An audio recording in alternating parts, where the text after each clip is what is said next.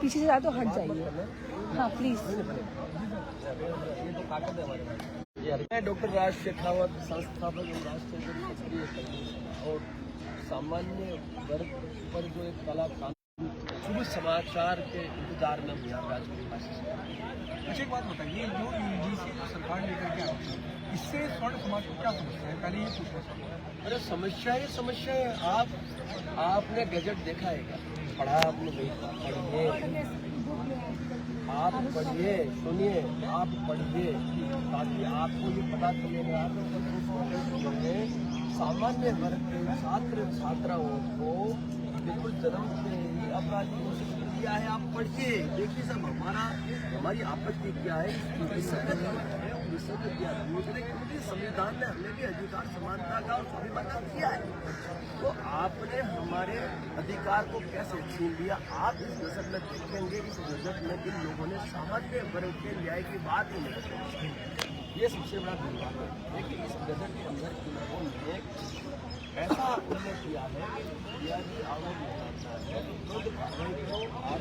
आरोप सिद्ध नहीं होता है, निर्दोष हो जाता है तो भी फरियादी पे कोई कार्रवाई नहीं होगी। यह समानता गलत है ना भाई तो न्याय मिलना चाहिए। अभी मुझे चीज बताइए, इसमें यह भी उल्लेख किया है कि फरियादी जो है उसकी पहचान गुप्त रखी जाएगी। आरोप को ये भी पता नहीं होगा कि भाई ये फरियादी कौन है, तो ये भी गलत बात है। आप ये बताइए भाई, आप आरोप लगा रहे हैं सामान्य वर्ग के छात्र छात्रा पे, कर्मचारी पे, वहाँ के संचालक पे, और जो समता समिति बनाई है आपने, पूरी स्क्वाड बनाया है, जो एक जांच कमेटी बनाई है, उसमें आपने सामान्य वर्ग का कोई भी व्यक्ति सम्मिलित नहीं किया, तो आप कैसे निष्पक्ष न्याय उस सामान्य वर्ग के छात्रा को दे रहे हो जिसपे आरोप लगे? तो साहब ये जो विसंगतियां है, जो कई विसंगतियां है, अच्छा एक बात ये विसंगतियां दूर करने के लिए हमें इसको रोल में कराया होता है। हमने कई मोर्चों पे मैदान में उतरना सही समझा और हम उतरे। जो कानून है, कानून ने अपना काम किया, स्टे दिया, और आज 19 तारीख उन्होंने हियरिंग भी रखी है, सरकार को एफिडेविट मंगवाया है, हम उनको जवाब तलब भी किया है, और हमने आंदोलन भी किया और आगे और आंदोलन जारी, आगे हम करेंगे। आज इस सुप्रीम कोर्ट के इस निर्णय के बाद आगे निर्णय की तैयारी होगी, और तो और हमने सांसदों से भी संपर्क करना शुरू कर दिया है हम, और तो हम कोर्ट को अब लिखित में पोस्ट कार्ड के माध्यम से पूरे भारत देश से ये जो काला कानून छूटा है उसके लिए हम अर्जी करेंगे। वो भी हमने प्लानिंग कर लिया। कई मोर्चे, social media, print media, digital media, सभी मोर्चों पे हमने मैदान में उतरना स्वीकारा है, क्योंकि मैं तो फौजी आदमी हूँ और हर मोर्चे पर आपको लड़ाई लड़नी होगी, तभी सफलता मिलती है। इसलिए आंदोलन। अच्छा आपसे एक बात और पूछना चाहेंगे, अभी स्वर्ण समाज के द्वारा एक आंदोलन किया गया था, आपने देखा होगा देखो मैं आपको उस आंदोलन को लेकर मैं नहीं कहूँगा कि वो आंदोलन हमारा कैसे है। देखिए साहब, एक तरफ है ना, एक सांसद आगे अनुमति देता है कार्यक्रम को चला जाता है, ठीक है।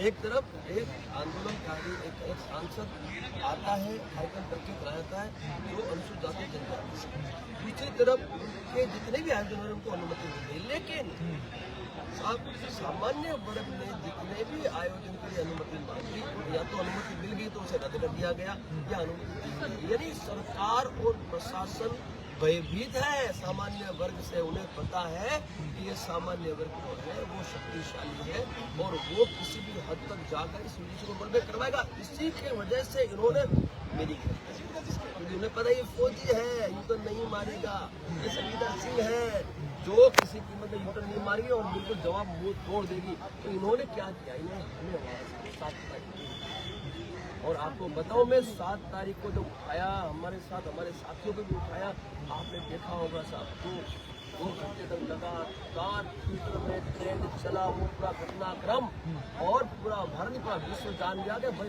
भारत देश में एक काला कानून सामान्य वर्ग की भाई सफलता हो गई। कुल मिला के माँ करने की कृपा से हमें सफलता मिली 7 तारीख को ही, और 8 तारीख को भी बड़े को हमें हाउस अरेस्ट किया, लेकिन फिर भी हम लोग मैदान में आए और हमने उस हाउस अरेस्ट को तोड़ा और हम मैदान में उतरे, हम रोड पे बैठ गए, और आपने देखा कि डेलीगेशन आके हमारी मांगों को मैं सवाल करके गया। आप समझिए हमने हार नहीं, हम आपने देखा उनके लाखों की संख्या में यहाँ पे लोग आए भी, गिरफ्तारियां भी, विपरीत परिस्थिति थी, सरकार हमारे विरोध में, प्रशासन हमारे विरोध में, आरएसएस हमारे विरोध में, यहाँ पे आईटी टीम हमारे विरोध में, उसके बावजूद यहाँ पे लाखों की संख्या में लोग पहुंचे, बॉर्डर पे पहुंचे, सीमाएं सील कर दी, फिर भी संख्या आई, गिरफ्तारियां भी। साहब ये होती है, आप बताइए विपरीत परिस्थिति में भी आपके लोग आ रहे हैं, डर नहीं रहे सरकार और प्रशासन से। इससे वैसे बताइए हम उस 8 तारीख के कार्यक्रम को सफल मानते हैं, क्योंकि हमारा जो उद्देश्य था वो उद्देश्य हमारा सुविधा देश के लोगों को जब मैसेज पहुँच गया, लोगों ने देखा कि भाई ये जो आयोजन था, ये महाआंदोलन था, वो आत्मन किस विषय पे था और वो मैसेज अब देश तक पहुँच गया। अब आने वाले समय में जो हमें रणनीति होगी उस पर भी हम इसी तरह से आगे अपना अच्छी बात होती है आपसे। देखिए जैसे आपने कहा काला, वहीं दूसरों जो दलित समाज या उनसे जुड़े हुए नेता हैं वो कह रहे हैं कि हम लोगों के लिए सरकार के द्वारा एक बहुत अच्छा कानून लाया गया, क्योंकि हम लोगों की खासतौर के साथ भेदभाव होता है ये जिन नेताओं की आप बात करते हैं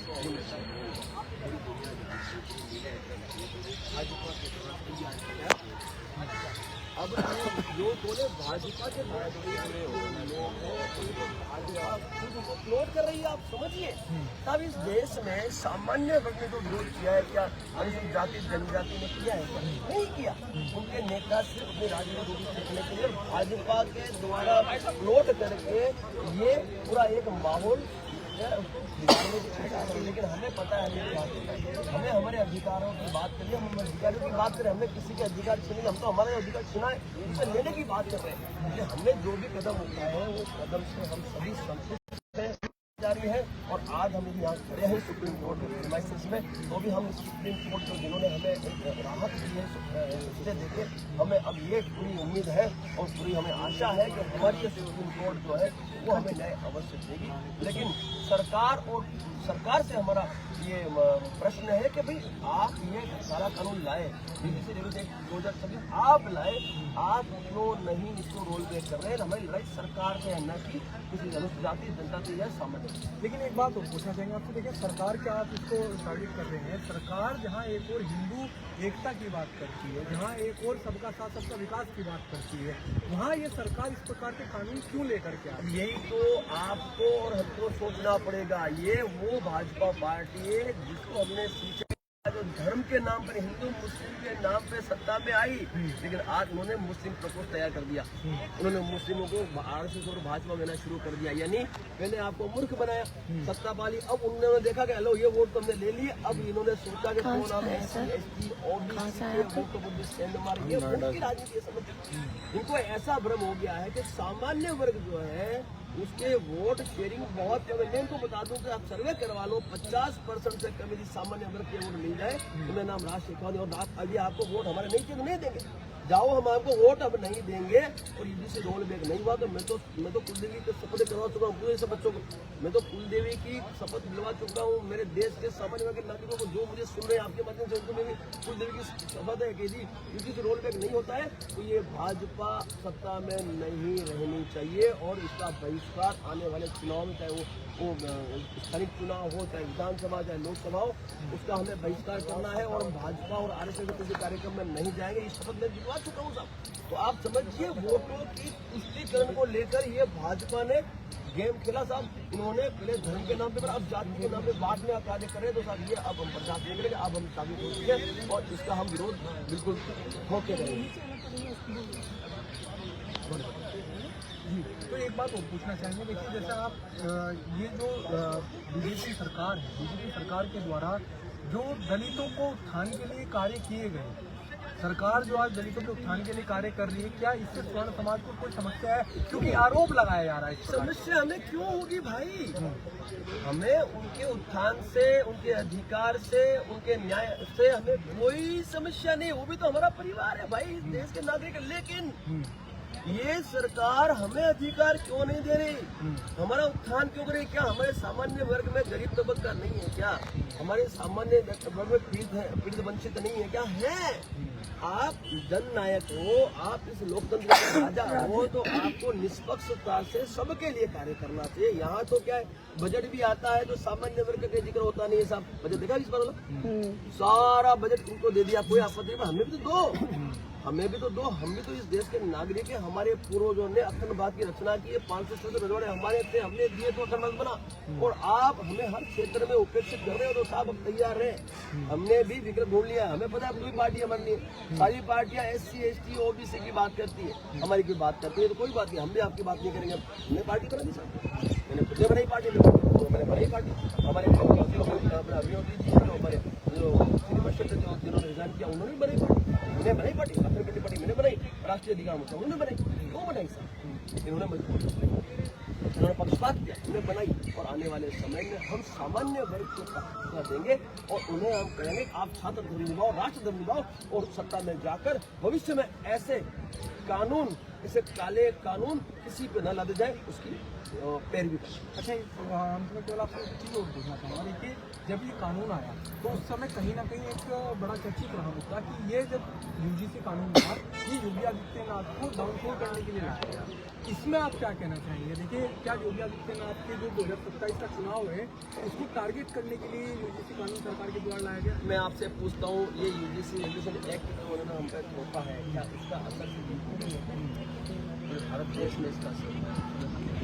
तो भाजपा जो है UGC रेगुलेशन एक्ट पर एक काला कानून हम पर थोप रही है, तो उसका नुकसान भाजपा को पूरे देश में होने जा रहा है। ये तो हो सकता है इसने जानबूझकर एक भ्रम फैलाया हो पूरे भारत देश में, ऐसा कुछ नहीं। योगी आदित्यनाथ जो है, यदि भाजपा नहीं छोड़ते तो नुकसान होगा, क्योंकि सामान्य लोग आक्रोशित है। हम तो चाहते हैं कि योगी आदित्यनाथ को नुकसान ना हो, लेकिन मजबूर है।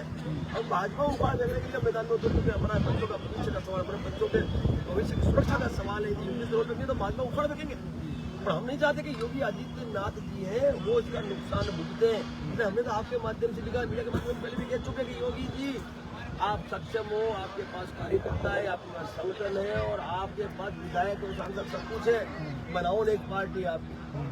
उस पार्टी में हमारी सारी पार्टियां मर्ज कर देंगे, आपको प्रधानमंत्री बनाने की जिम्मेदारी हम सनातनियों की मैं लेता हूँ। मैं आपके लिए निस्वार्थ, बिना मेरे तन मन धन के साथ मैदान में गांव गांव पूरे देश में घूमूंगा मैं, मुझे कुछ नहीं चाहिए आपसे। आप आओ, आप जैसे लोगों की, आप जैसे क्षत्रियों की जो छात्र धर्म निर्भर करें, उनकी आवश्यकता है इस देश को। आप प्रधानमंत्री बनो और निष्पक्षता से इस देश की समस्त नागरिकों को न्याय। आप क्यों चाहते हैं कि योगी आदित्यनाथ देश के प्रधानमंत्री? अरे बहन, मैंने वही तो कहा, योगी आदित्यनाथ जो है लगातार उत्तर प्रदेश में चीफ मिनिस्टर के दायित्व को निर्वहन कर रहे हैं, छात्र धर्म का निर्वहन कर रहे हैं। आप देखिए, उत्तर प्रदेश के अंदर उन्होंने वहाँ के नागरिकों की सुरक्षा, न्याय अधिकार के लिए पूरा जोर लगा रखा है। तो वो जोर हम चाहते देश में भी लगे, इस देश में भी ऐसा प्रधानमंत्री आए जो सनातन धर्म की बात करे, जो हिंदू राष्ट्र की बात करे, तो कर ही नहीं रहा साहब। आप हिंदू राष्ट्र के नाम पे सत्ता में आए, आप गौ रक्षा के नाम पे सत्ता में आए, और आज आप इस हिंदू राष्ट्र गौ रक्षा की तो बात ही नहीं कर रहे। तो ऐसा हमें मुख्यमंत्री, प्रधानमंत्री चाहिए जो छात्र धर्म का निर्वहन कर सके। अभी एक प्रेजेंट आप देखिए, योगी आदित्यनाथ एक ऐसा व्यक्ति है जो उत्तर प्रदेश में कानून व्यवस्था को लेकर बिल्कुल संजीदा है और लगातार वो कार्रवाई कर रहा है। तो मैं तो वही चाहता हूँ, दिल्ली में हत्या होगी देखो, पर अभी तक कोई उसका सुराग नहीं मिला, कोई गिरफ्तारी नहीं साहब। ऐसी परिस्थितियों में योगी के वहाँ करके दिखाए, जो 7-7-10 जो भी थे वो समझाते हैं। ये चाहिए साहब, डर नहीं है संविधान का साहब, इनको डर नहीं है। इसलिए तो ये गंगा मैया में हड्डियां खा के डाल रहे हैं और उसका वीडियो बना के और कह रहे हैं कि भाई हमने क्या गलत कर दिया, ये तो होगा।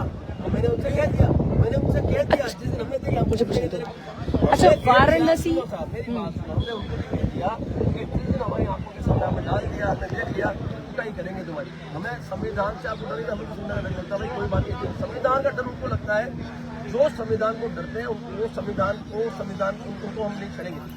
जो संविधान से नहीं डरते उनका डर हम है, हम लड़ाई भी करेंगे और भविष्य में ऐसी गलतियां ना हो, उसका पुनर्जन्म हो, उसका भी हम ध्यान। लेकिन एक बात बताइए, जैसे उत्तर प्रदेश के मुख्यमंत्री योगी आदित्यनाथ उनको टारगेट किया जाता है। कहते हैं कि भाई वो हिंदू मुस्लिम की राजनीति करते हैं, वो एक तरफा राजनीति करते हैं, वो एक तरफा न्याय करते हैं, वो धर्म देखकर न्याय करते हैं। देखिए, मैं जानता हूँ योगी आदित्यनाथ जी को, हम सब जानते हैं। योगी आदित्यनाथ जी ने छात्र धर्म का निष्पक्ष उन्होंने निर्णय लिया, चाहे वो कोई भी हो, उन्होंने चाहे वो हिंदू है, चाहे मुस्लिम है, चाहे सिख है, चाहे ईसाई है, जो गलत है उसको उन्होंने सजा दी है। तो ये आप लोग बड़े जो भी बोल रहे हैं बोले, लेकिन मेरे को पता है योगी आदित्यनाथ ने एक ऐसा व्यक्ति है जो छात्र प्रेम का नियमन एक क्षत्रिय जो करता है वो नियमन कर रहा है। हमें खुशी इस बात की, एक क्षत्रिय जिस सभा में बैठा है, मैं तो बोलता हूँ भारत के नागरिकों के साथ हम क्षत्रियों का सफल रहो सही। हमारे पूर्वजों ने आपके न्याय अधिकार के लिए अपने परिवारों का बलिदान दिया, हम तैयार बलिदान देने के लिए, आप हमें मौका दो। इसलिए हम पार्टी बना के मैदान में उतरे ताकि इस देश का जो सामान्य वर्ग का नागरिक हो, चाहे SC ST OBC का नागरिक हो, वो समस्त नागरिक को निष्पक्षता के साथ न्याय जिंदाबाद जिंदाबाद। रुक जा। हो गया। जय भवानी जय भवानी जय भवानी जय भवानी जय जय श्री राम जय जय श्री राम। क्या हुआ है?